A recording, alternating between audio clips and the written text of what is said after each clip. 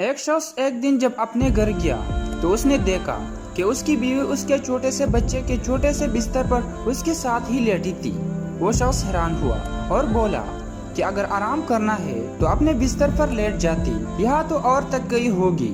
اس کی بیوی اٹھ بیٹھی اور اس کی آنکھوں سے آنسو جاری ہو گئے۔ شوہر پریشان ہو گیا۔ بیوی نے پوچھنے پر بتایا کہ صبح وہ کچھ امداد دینے کسی یتیم خانے گئی تھی۔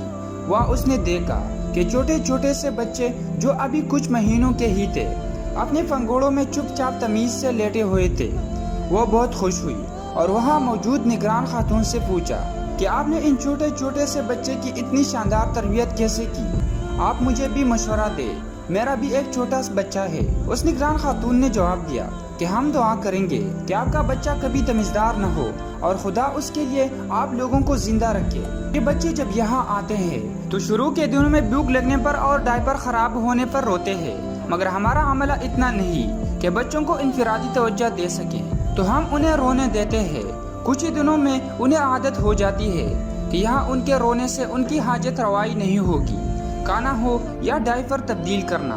ہنگامی صورتحال کے علاوہ ہر چیز مقررہ وقت پر ہی انجام پاتی ہے۔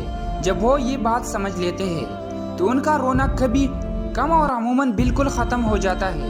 یہ بچے بھی اگر اپنے والدین کے ساتھ ہوتے تو بھوک لگنے پر، ڈائپر گندا ہونے پر، جذباتی قربت کے لیے یا کسی ایسے مسئلے کے حل کے لیے جسے ان کے ننھے ذہن سمجھنے سے قاصر ہے، رو رو کر اپنے والدین کی توجہ خود پر مبذول کراتے، ان کی امداد حاصل کرنے کی کوشش کرتے، ان کے محبت کی نرمی اور گود کی گرمی کو محسوس کرتے۔